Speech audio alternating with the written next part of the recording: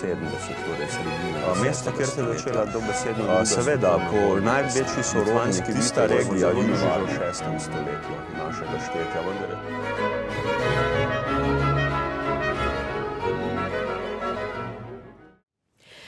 Drage gledalke, spoštovani gledalci, pozdravljeni v oddaji Svet skozi zgodovino.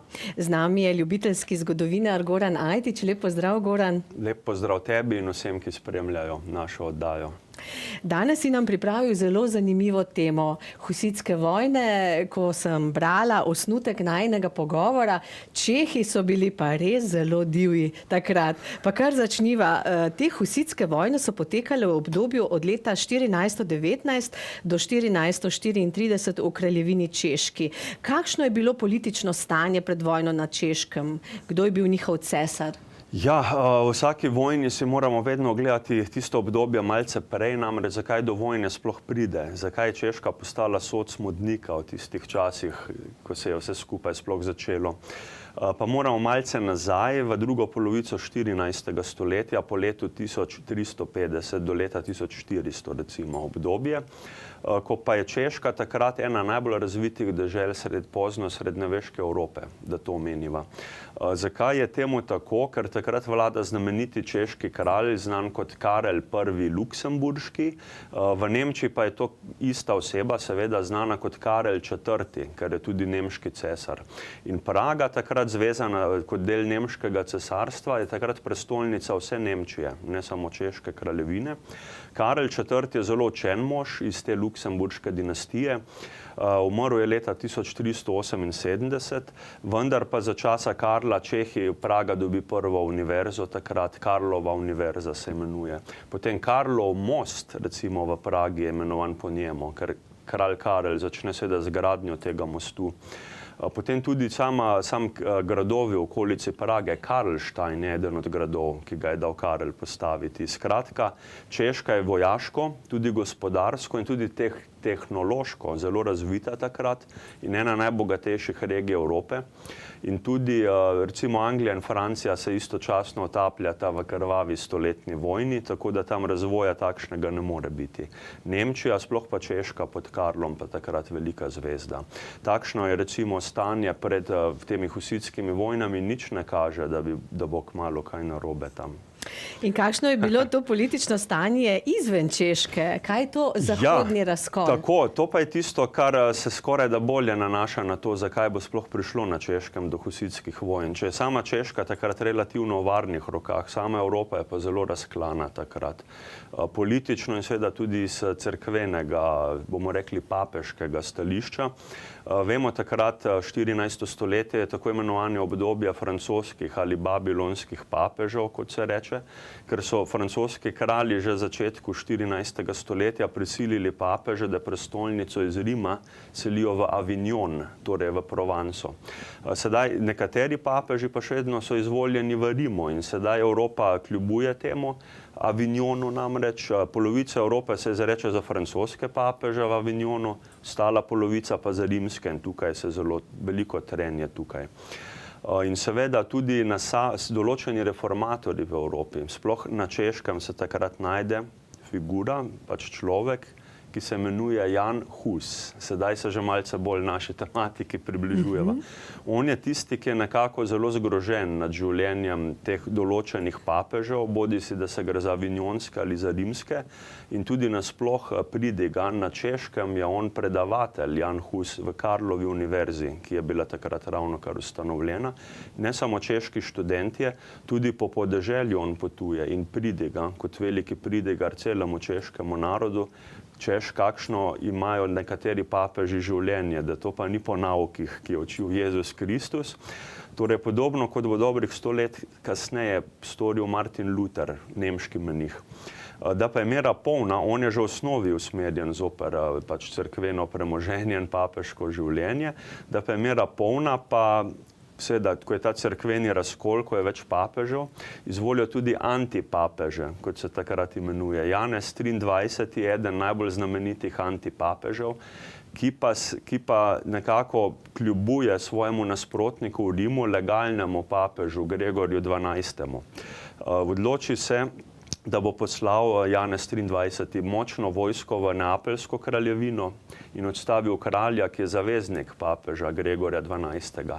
In Janez 23. zato rabi veliko denarja, da financira to vojno proti zakonitemu papežu. Zanimivo, in se spomni ravno na Češko, domovino Jana Husa, da bi tam pač uvedel odpustke, s katerimi bo financiral svoje vojne. Na Češkem Jan Hus se še bolj razsrdi in pride proti tem odpustkom in proti Janezu 23.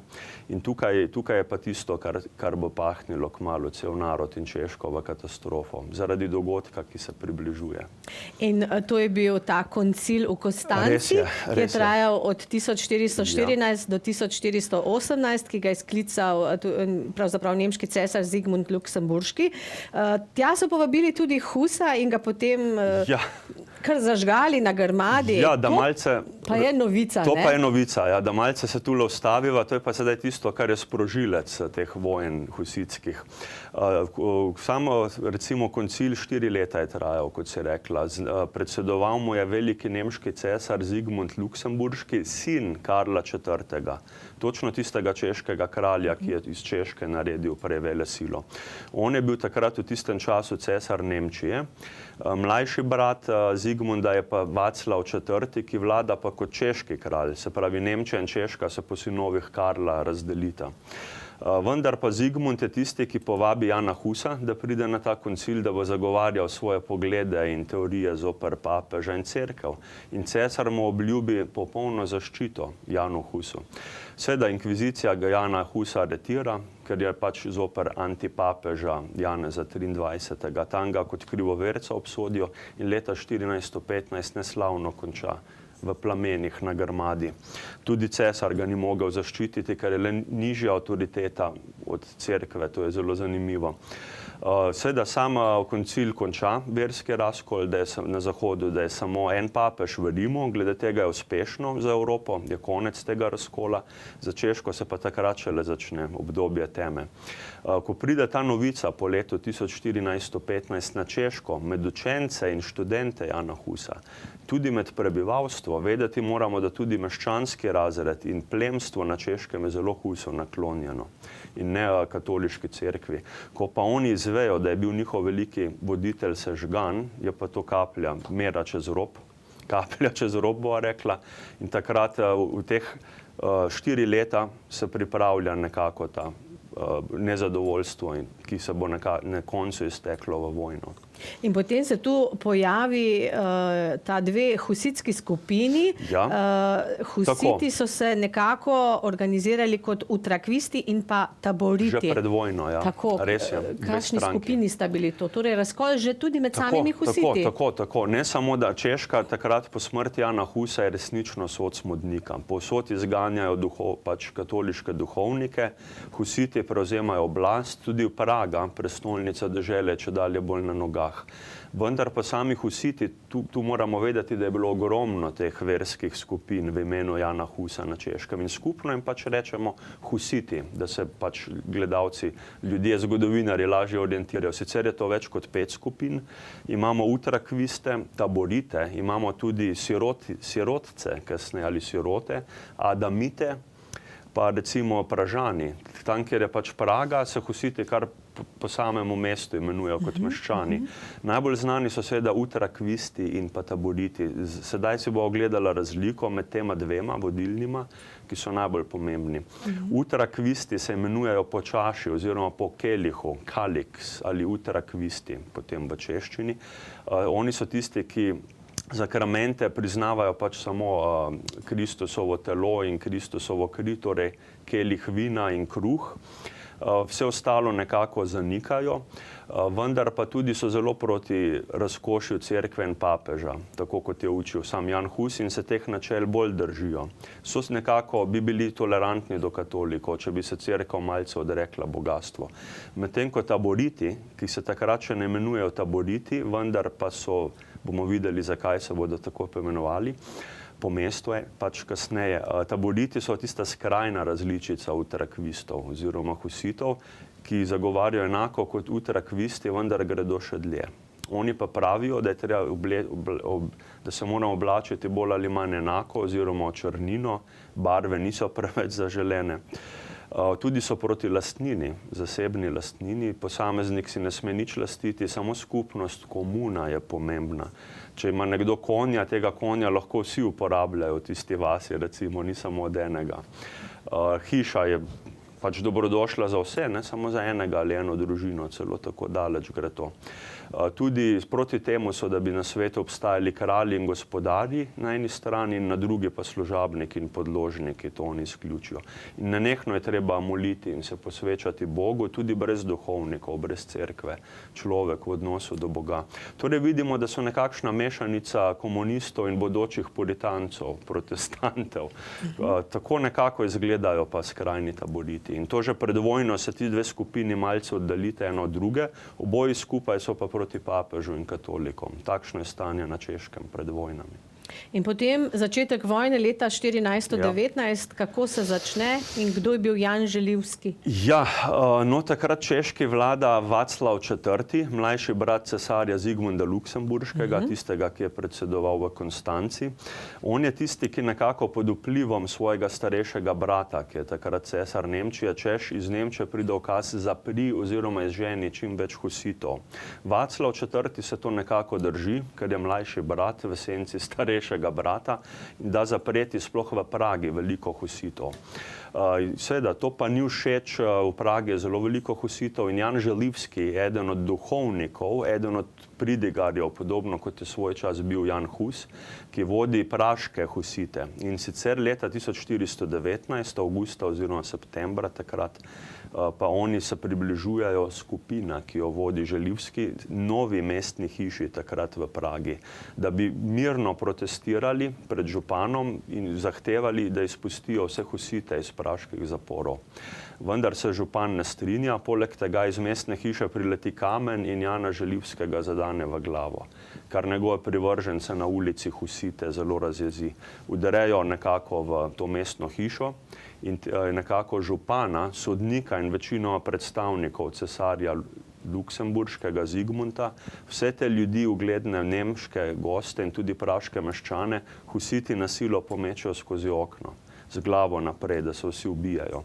Temu se reče v zgodovini prva praška defenstracija, kar pomeni defenstrirati, vreči skozi okno. In to je nekako 200 let kasneje bo znamenita druga praška defenstracija, ki bo začela 30-letno vojno v Evropi, za primerjavo. Vendar je to začetek samih spopadov, s tem, ko ubijajo husiti župana in predstavnike cesarja v Pragi. Potem je tu prva pomembna bitka vojne pri Sudomeru 1420, kjer husiti porazijo rojaliste in katolike, taboriti pa se ustalijo v mestu Tabor, po katerem imajo tudi ime. Zelo so bili bojeviti in to je trajalo leta in leta. Res je. No, sedaj 1419 do 1434 bodo te husitske vojne sploh potekale. No, po letu 19, ko je padec skozi okno, kako se je sploh začelo, najprej se spopadi začnejo v sami Pragi. Husiti proti katolikom in rojalistom, torej tistim, ki so zvesti Václavu in Zigmundu. Ko recimo kralj Češke Václav IV. Je takrat na podeželju na lovu in ko izve, kaj je bilo v Pragi, da so njegove župana in njegove predstavnike pometali čez okno, kralj Češke Václav doživi infarkt in umre od šoka, tako pravi zgodovina. Njegova žena, kraljica Sofija Bavarska, takrat vlada Pragi in pač Češki, ker nista imela otrok z Václavom. In ona je tista, ki organizira kot neko milico ali pač branik Prage pač pred husiti, vendar je neuspešno. Na Češkem morajo sedaj hitro za kralja izvoliti brata umrlega Václava, to je Zigmund Luksemburški. In njegova žena, naša, bomo rekli, Barbara Celjska, iz rodbine celjskih knezov, one dva sedaj postaneta nova kralj in kraljica Češke. Vendar žalostno dediščino prevzameta, kjer se obeta vojna. Zigmund pošlje veliko vojakov v Prago, vendar jih husiti s časoma odženejo. Zasedejo celo Prago, tudi Hradčane, vemo, znameniti grad, Višehrad, še en grad v Pragi, odkoder preženejo posadko Zigmunda. Vendar pa se takrat najde pomemben vojskovodja, Jan Žižka, ki že leto kasneje, leta 1420, strahovito porazi bitka pri Sudomeru ali Sudomeržu, kot rečejo temu Čehi. On porazi češke rojaliste, torej tiste, ki so zvesti Zigmundu in katoliški religiji, ter tudi člane malteškega viteškega redu, ki se takrat bojujejo na Češkem.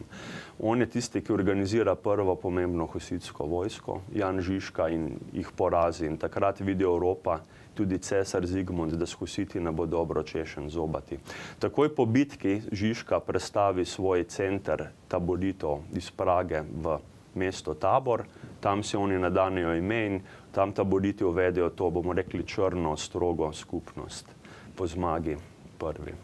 Potem, kot si dejal, cesar Zigmund in papež Martin peti bojujeta zoper Husite 5 križarskih vojn. Pa se ti Husiti med seboj tudi skregajo. Recimo, v kotlu je vrelo neprestano. Vsak proti vsemu praktično. Husitske vojne, zakaj ne rečemo enostavno v ednini husitska vojna? Tega ne moremo, lahko govorimo o tem obdobju v množini, husitske vojne, ker vsega skupaj je papež Martin V, ki pa je že zakoniti papež, takrat ta cerkveni razkol je končan. On je prvi renesančni papež in zakoniti in sedaj zaveznik kralja cesarja Zigmunda Luksemburškega. Skupaj proti Češki izvedeta 5 križarskih pohodov. Praktično so to evropske križarske vojne, ker se pač nekako cerkev odloči, da mora Husite uničiti in zopet vrniti v objem Vatikana, celotno Češko. Sedaj, v letih 1420, 21, 22, 1427 in zadnjič 1431. 5-krat gre evropska križarska vojna z blagoslovom papeža nad Husite in 5-krat je strahovito poražena, kot bomo videli še naprej, zakaj bo tako. Seveda tudi med seboj se Husiti enkrat sprejo, takrat bo prišlo tudi do državljanske vojne, ko ne bo evropske tuje nevarnosti, tudi do tega bo še prišlo. To bova pogledala v nadaljevanju, zdaj pa seveda nekaj kratkega predaha, potem pa v drugem delu naprej, kakšno je bilo dogajanje na Češkem.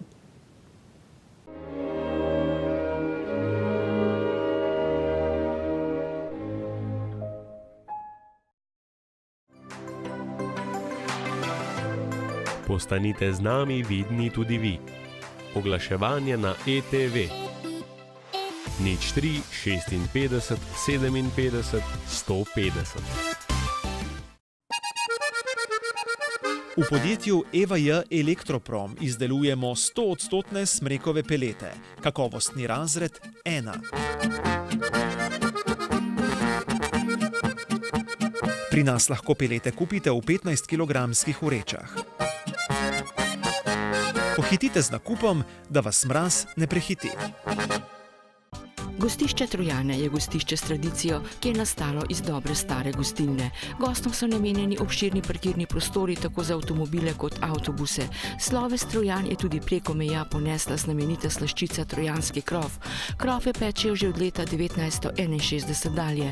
Trgovina s slaščicami je založena tudi z drugimi sladicami, od kremnih rezin, tortic, gibanic, keksov in domačih potic.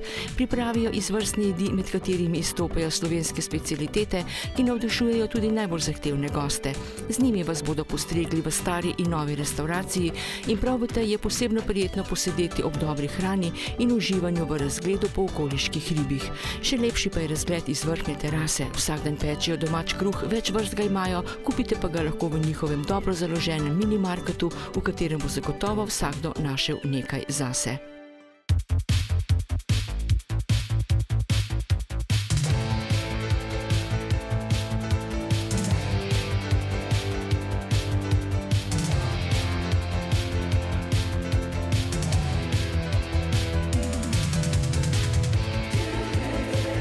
Kdor prej pride, prej pomaga. Hitra in učinkovita domska asistenca s prijavo škodnega primera tudi prek aplikacije. Zavarovalnica Triglav.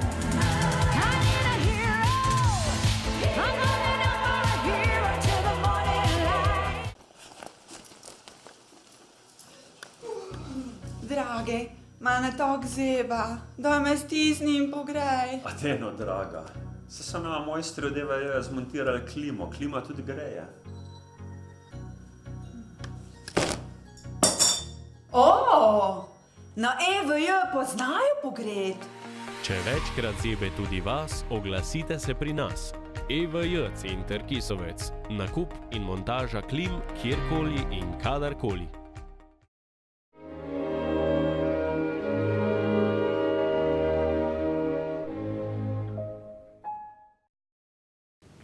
Drage gledalke, spoštovani gledalci, svet skozi zgodovino opazujeva skupaj z Goranom Ajtičem, ljubiteljskim zgodovinarjem, ki opisuje, kakšen kotel je bil takrat Češka v tistem času, ko so ubili nesrečnega Jana Husa. In prišlo je seveda tudi do državljanske vojne. Kako je bilo potem?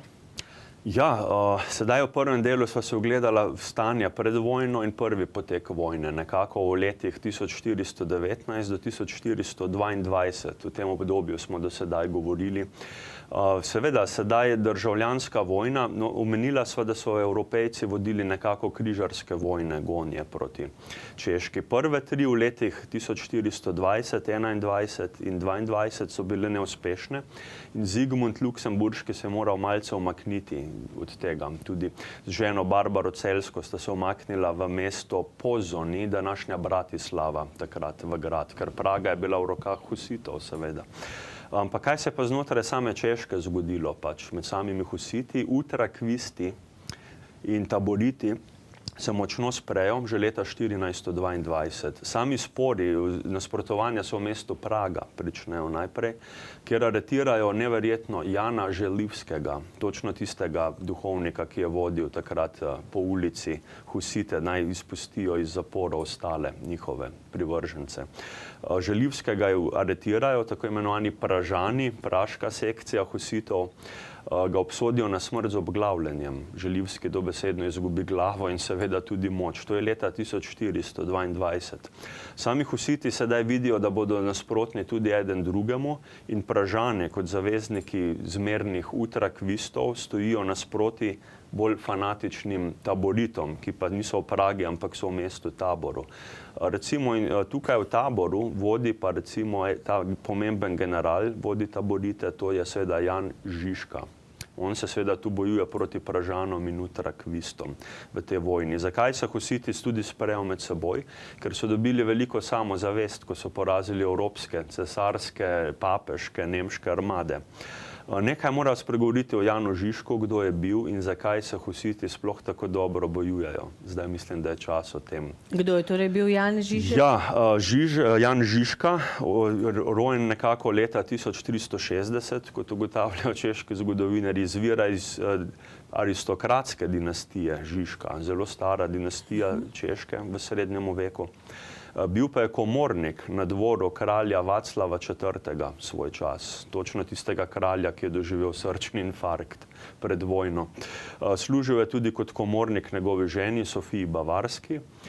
Bil je zelo pomemben poveljnik v različnih vojnah. Že leta 1410 se je bojeval na strani poljske vojske proti nemškemu viteškemu redu. Bitka pri Grunwaldu na severnem Poljskem in že tam se je izkazal kot vojskovodja. Sedaj po 1419, ko vodi husite v domovini Češki, se izkaže pa njegova taktika za eno največjih v zgodovini. Zakaj so bili husiti sploh tako uspešni, da so premagali nemški viteški red in nemško cesarsko vojsko? Ker Jan Žižka se zmisli taktike, da pač tudi vsi husiti, ki služijo vojsko pod njemu, uporabijo običajne, takrat vsakdanje kmečke vozove, zvežejo jih večkrat kar skupaj z raznimi verigami, da so vozovi eden ob drugemu, lahko so v krogu, lahko so v obliki trikotnika, kot neka prva različica srednjeveških tankov, če lahko tako rečeva. Potem včasih skopljajo tudi jarke spodaj pod temi vagoni, vozovi, da pač vitezi ne morejo priti neposredno do njih, napad konjenice. In zelo pomembno je strelsko orožje takrat. Jan zagovarja, da morajo husiti njegovi vojaki večinoma biti zelo dobri lokostrelci, podobno kot tisti čas tudi angleška vojska, ki redči francoske viteze v stoletni vojni. Jan Žižka zagovarja tudi uporabo samostrela, ki je bil s strani cerkve celo prepovedan dolgo časa, kot najbolj smrtonosno orožje. In seveda tudi smodnik je prvič uspešno uporabljen v husitskih vojnah. Izraz pištola, ki ga uporabljamo še danes, tudi v angleščini pistol, poleg besede gun za pištolo, to izhaja iz češčine, iz husitskih vojn. Zahvaljujoč Janu Žižki pride takrat do modernega strelskega orožja in husiti večinoma te konjenike kar postrelijo že od daleč, ko napadajo vitezi. Potem šele, ko jih postrelijo, se sami spustijo v protinapad, da pridejo do njih in da pride boj mož na moža z meči. Seveda prestrašene in zbegane viteze ni težko potem potovči, ko ležijo že po tleh. Eni postreljeni, eni mrtvi, eni ranjeni. In nasploh husiti so znani še po nečem, da ne jemljajo ujetnikov. Običajno kar pobijajo umirajoče vojake in viteze po tleh. Tako se jih boji cela Evropa, boji se jih cesar Zigmund in tudi papež Martin V. jim je čedalje manj naklonjen, vadimo, ko izvejo te novice. Vendar pa še nekaj, Jan Žižka kot velik moralist in vojskovodja je proti temu, da bi se ujetnike in poražence pobijalo, in ko njegovi vojaki včasih ne upoštevajo in vendarle pobijajo premagane viteze, jim Žižka ukaže, da morajo moliti za duše teh umrlih ljudi, ki so jih pač pobili. Ker je pa le bogaboječi pravi husitski mož, bomo rekli, Jan Žižka. Eden večjih generalov na svetu, kot pravijo zgodovinari, ker morda še večji od Napoleona in Aleksandra Velikega, glede na dane razmere, ker je vedno vodil zgolj 100, recimo te bitke so zelo čudne, smešne cifre, se bo rekla. 50 husitov pod vodstvom Jana Žižka premaga 1200 vitezov konjenico. Tako je znal strenirati iz kmečkega prebivalstva. Bomo rekli, spremeniti jih v prave vojake in bojevnike. Recimo 1000 husitov proti 5000 vitezom in Jan Žižka je vedno zmagovit na koncu. Vendar v mestu na koncu ne umre v mestu Tabor, kjer je pač poveljeval taboritom, ampak v mestu Přemysl na Češkem, kot za posledicami kuge, to pa je že leta 1424, eno leto po koncu državljanske vojne na Češkem. Njegova zadnja želja pa je bila, ko je umiral, da bi po njegovi smrti iz njegove kože husiti naredili bobne, da bi uporabili za bobne, da bi jih na nek način še vedno vodil proti sovražniku, ko bi bobnali dobesedno na njega. Navesali so upoštevali, vendar je bila zanimiva želja. Najbrž koža, no, po današnjih merilih ni bila ravno primerna, če je imel kugo. Res je. V tem trenutku, kdo so sirote? Siroti, ja, sirotci ali sirote, to je ena od teh skupin husitov, ravno tisti, ki so ostali brez voditelja Jana Žižke.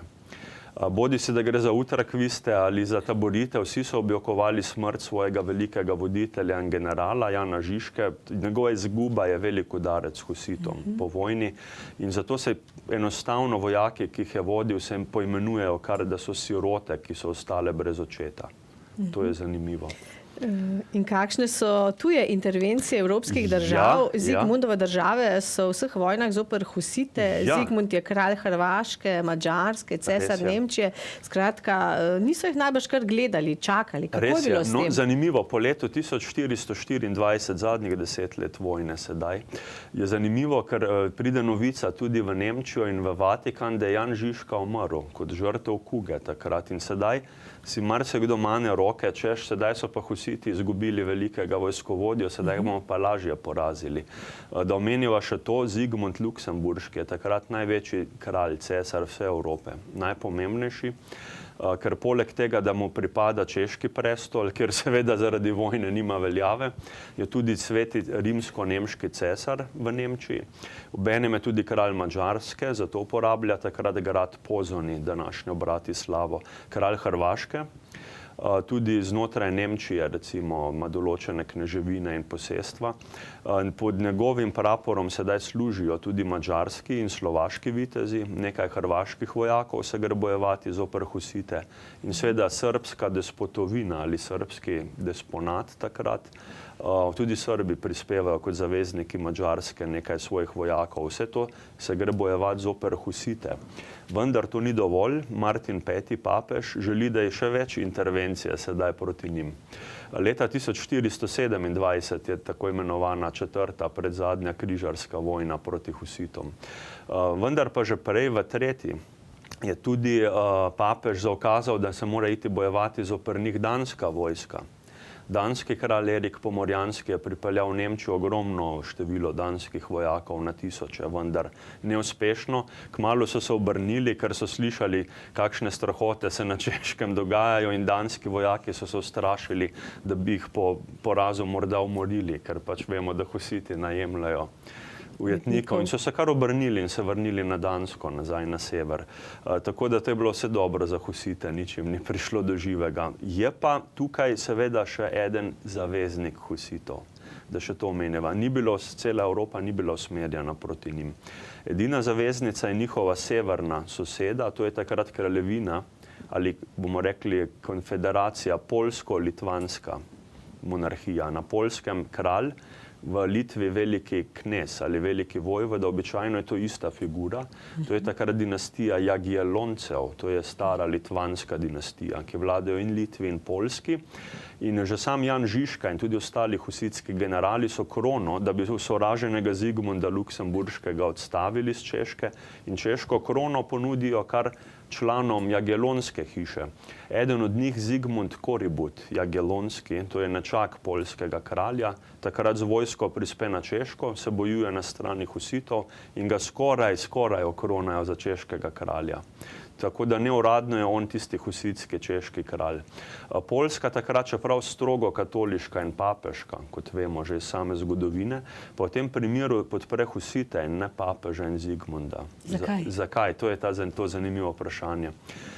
Ker so v sporu na samem Poljskem, Poljska je pa smrtna sovražnica takrat pruske države, kjer je nemški viteški red, ki ima apetite po poljskem ozemlju, na severnem Poljskem. Že prej sva omenila, da je Jan Žižka leta 1410 se bojeval na poljski strani proti nemškemu viteškemu redu. In to je trn v peti, nenehno tekmovanje med Prusijo, nemškimi vitezi, in med Poljsko. Oboji zvesti papežu, vendar so tukaj politična trenja močna. Zato se v tem primeru Poljsko-Litva odloči, da bo podprla Husite proti Nemčiji in proti papežu. Takšna so ta zavezništva. Poljska pomoč Husitom zelo prav pride, takrat je dobrodošla. Ampak tu bi omenila še Anglijo, Ivano Orleansko, ni? Ja. Tu je tudi neka povezava? Ja, sama povezava, recimo sam Jan Hus je bil že nekako pod vplivom Johna Wycliffa, takrat angleškega reformatorja, ki je prav tako pridigal proti papežu in proti cerkvi. Odpustkom. On je čisto tisti prvi angleški John Wycliffe iz 14. stoletja, bomo rekli ideološko prednik Jana Husa in Martina Luthera. Tako da v Angliji imajo veliko privržencev, tudi Husiti za časa vojne, ne pa seveda dvor. Angleški kralji, plantageneti so nastrojeni proti njim seveda. In jim tudi žugajo, vendar sama Anglija nikoli ne pošlje nekih močnih sil v pomoč Sigismundu, da bi pač porazili Husite. Recimo angleška sovražnica takrat, vemo, da oni imajo 100-letno vojno proti Franciji sočasno. 15. stoletje se ta vojna zaključuje. Ivana Orleanska, devica Orleanska, ki je Francijo osvobodila Angležev na koncu in neslavno končala na Grmadi, tudi to nam je znano. Ona je tista, ki pa Husite še bolje črti kot angleški dvor. In jim je celo napisala svarilno in grozilno pismo. Njeno pismo osebno so morali poslati na Češko Husitom. In jih svari, ker so zanikali papeža in cerkev, jih čakajo večne muke v peklu. Husiti, odložite orožje, vrnite se v objem katoliške cerkve. Tako se ne morete obnašati, to Bogu ni po volji. In to pismo mislim, da še danes hranijo nekje v Pragi, v muzeju Ivana Orleanska, kako je Husite oštevala. Ampak dosegla najbrž ni. Dosegla pa seveda ni nič. Husiti so se najbrž posmehovali temu pismu in še vedno bojevali svojo vojno naprej. Tako je recimo Evropa gledala na to takrat. Sama Slovenija, kaj pa slovenske dežele, ko omeniva? Barbara Celjska, ki izvira iz celjske linije, ki je poročena z Zigmundom, nekako ni nobene pomoči iz strani vojvodin Kranjska, Koroška, Štajerska, vendar pa načeloma tudi v naših krajih, ko so prišle novice z Češke, ljudje niso naklonjeni Husitom, ker še vedno je tukaj volja papeža. Tako da Slovenci nekako niti se nismo strinjali s Husiti, ni pa nam bilo treba iti se boriti pod orožje, ker Zigmund je imel dovolj nemških, madžarskih in slovaških vojakov. Zagotovo. In tu prideva do Prokopa Velikega, to je bil naslednik Jana Žižke. Kakšna je bila njegova taktika bojevanja? In kaj so to čudovite ježe? Ja, no, to je pa zanimivo, ko vprašaš. Prokop Veliki in tudi njegov sorodnik Prokop Mali, kot protivtež, njegov nečak oziroma sin, ne vejo točno, kaj je bil, vsekakor sorodnik, ampak Prokop Veliki je tisti, ki je neposredni naslednik Jana Žižke po letu 1424. Taboriti, torej skrajni tabor husitov, ga izvoli za svojega predstavnika. In on vodi naprej in sirote in taborite. On je pa tisti, ki je ravno tako velik general in vojskovodja, obenem pa tudi duhovnik, pridigar, kar Jan Žižka ni bil. Žižka je izviral iz aristokratske vojaške dinastije, Prokop je pa obenem tudi duhovnik in bojevnik, zanimivo. Še on še bolj zagovarja to njihov, bomo rekli, bodočo puritansko komunistično skupnost. Vse mora biti v črnini, zanika vse užitke svojim vojakom, da morajo živeti le za molitev, za Boga in samo za vojno proti osovraženemu katolicizmu in proti papežu.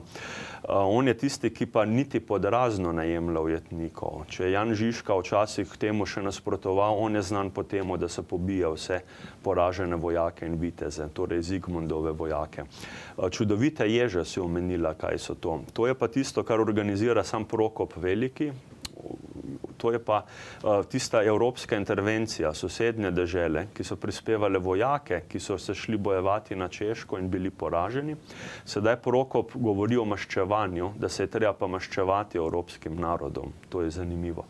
Tukaj pride celo do husitskih intervencij izven Češke, na sosednje evropske regije.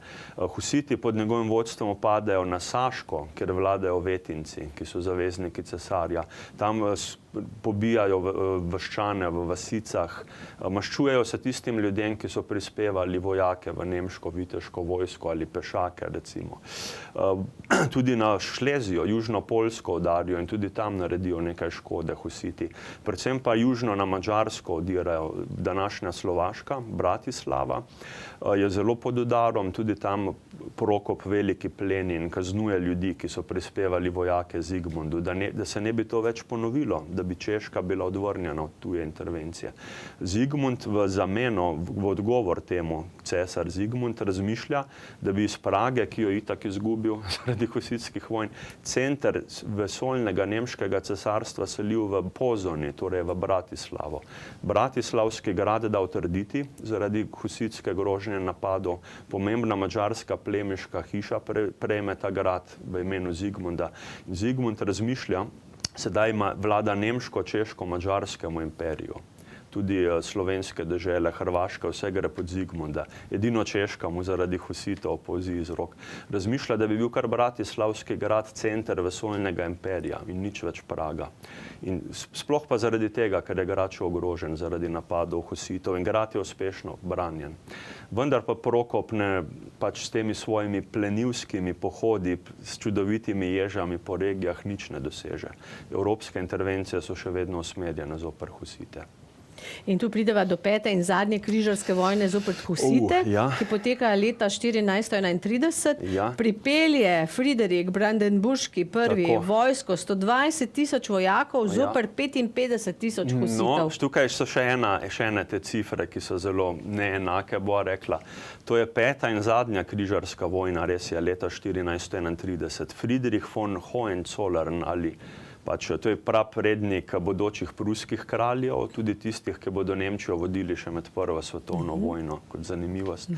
On je velik vojskovodja in veliki državnik zgodnega 15. stoletja, velik vojskovodja, tudi član nemškega viteškega reda.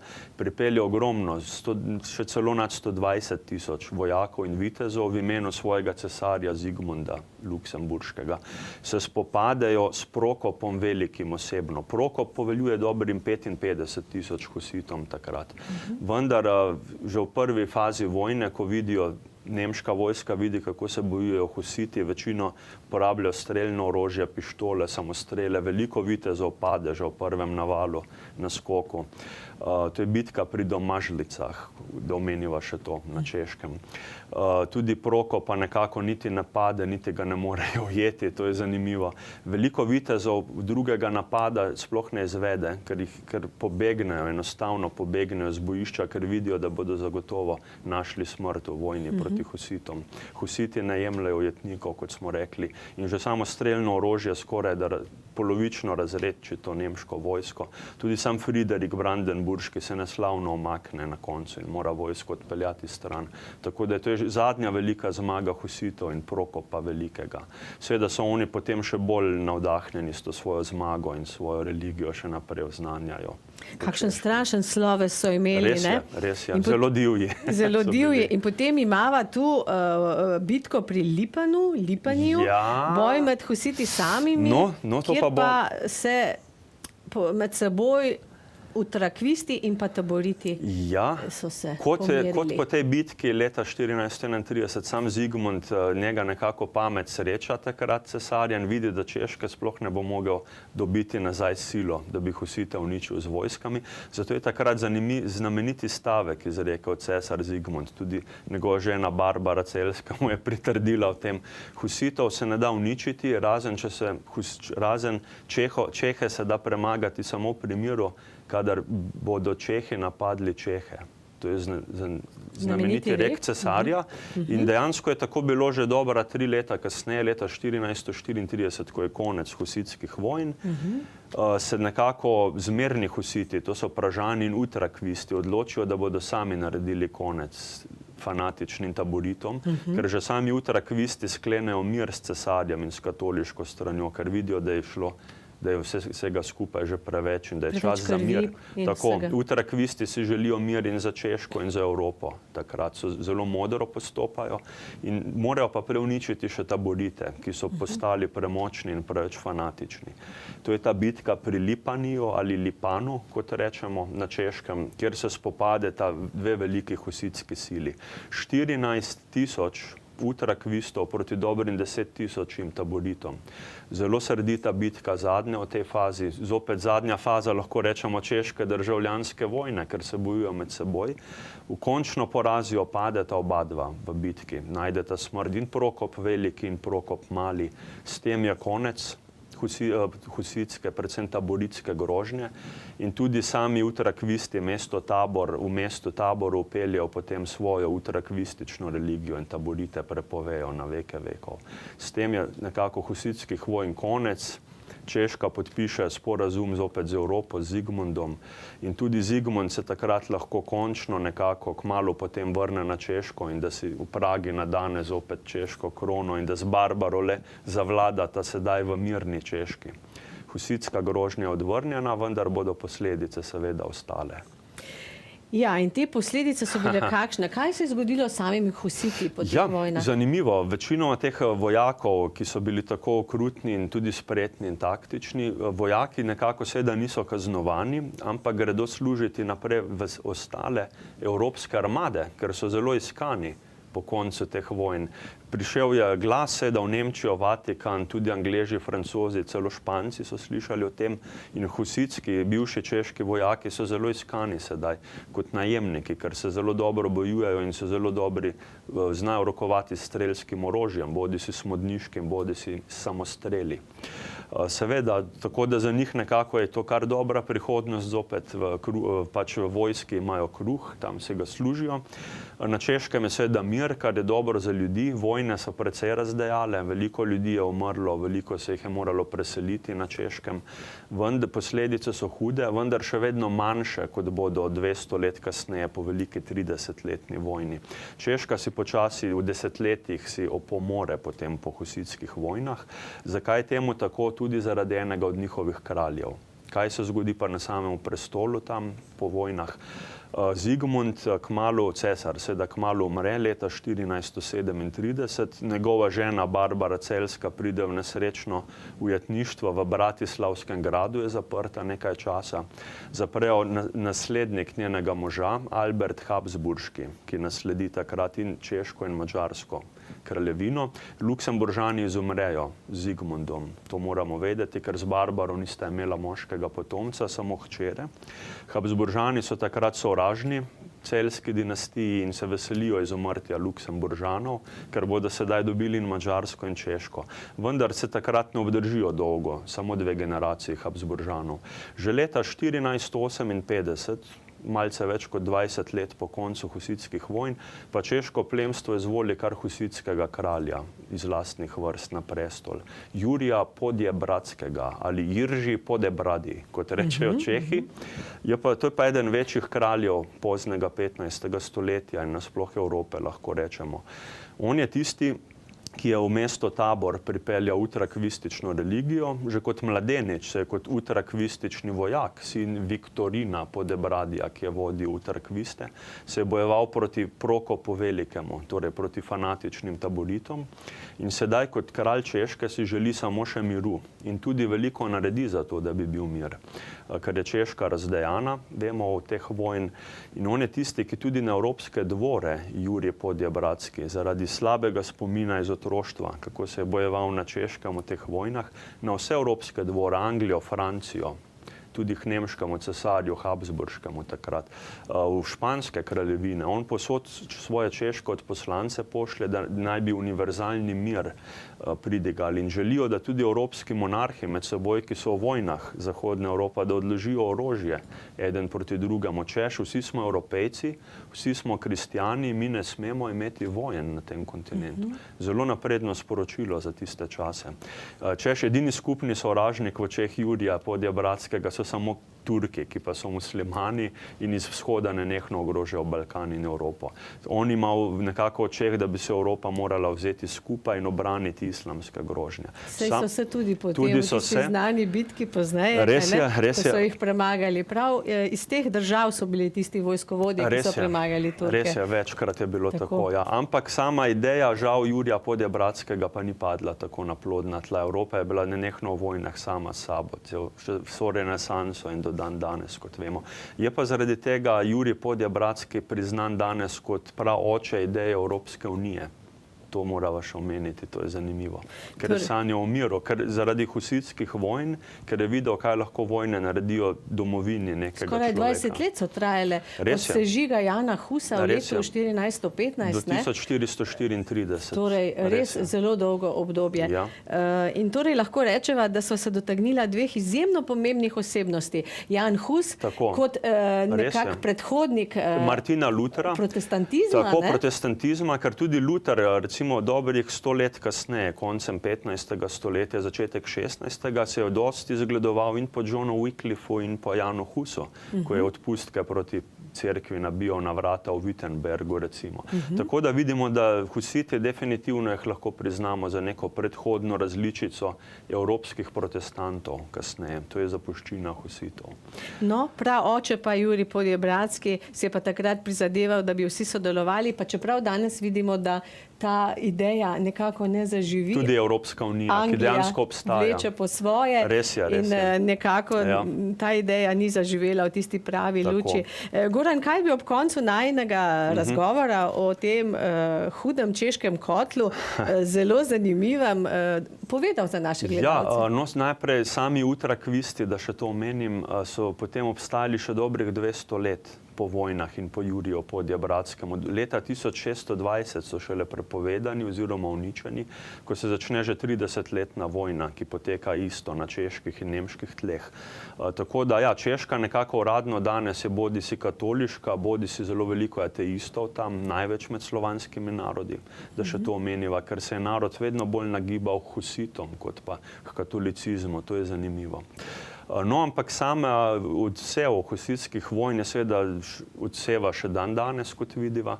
Zanimivo je pa tudi v popularni kulturi in v umetnosti, da še to omeniva. Osebnost Jana Žižke, kot enega največjih generalov vseh časov, je tako pompozna, da je že v 50. letih, zgodnjih 60. 20. stoletja, veliki češki režiser Otakar Vavra, ki je živel dobrih 100 let, ta režiser, zanimivo, je že takrat posnel tako imenovano husitsko trilogijo. Bila je priljubljena filmska tematika v češki filmski industriji, ki je ena največjih v Evropi v bistvu in na svetu. Te trilogiji se je reklo, sestavljena je bila iz 3 filmov. Prvi del Jan Hus, življenje vemo koga, drugi del Jan Žižka in pa tretji del Proti vsem, z enostavnim naslovom, ker husiti so se dejansko proti vsej Evropi bojevali in še eden proti drugemu, ultrakvisti proti taboritom, recimo. Tudi v današnjih čas, mislim, da 2018, danes, da tudi eden od čeških režiserjev, mlajša generacija, ravno kar snema film o Janu Žižku, tako ga je navdušil lik tega generala in to bo največji in baje najdražji češki film vseh časov. Sam sem že v pričakovanju, da si ogledam ta epski film. Tako da na Češkem je seveda narodni heroj, Jan Žižka, ravno tako kot tudi Jan Hus, njihov reformator. Že sam det mi je razlagal, ki je bil v 40 letih, takoj po drugi svetovni vojni študent v mestu Praga, kako so Čehi spoštljivo še takrat, takoj po drugi vojni, omenjali ime Jana Husa. In tudi v Pragi ima velik spomenik. Glavni trg v Pragi pred mestno hišo je seveda velika skulptura Jana Husa tam. In tudi državni praznik. Tudi državni praznik. Jana Husa. Tako, zelo pomembna figura. Zagotovo. Tudi Slovenci imamo veliko znanih osebnosti in bi si želeli, da bi tudi pri nas, recimo, filmska kinematografija, kolikor je pač je, kdaj posneli kaj podobnega. Res je, žal slovenski film ni na takšnem nivoju razvoja kot češki ali poljski, ker dajo več na to. Mogoče pa nekega dne tudi pri nas, kdo bi vedel. Zagotovo. Goran, hvala, ker si nas popeljal v ta oddaljeni čas, pa vendar tako zanimiv, da smo spoznali te husite, kaj je povzročila smrt Jana Husa in pa o podobni priložnosti ponovno srečno. Hvala ti. Vam pa lep pozdrav.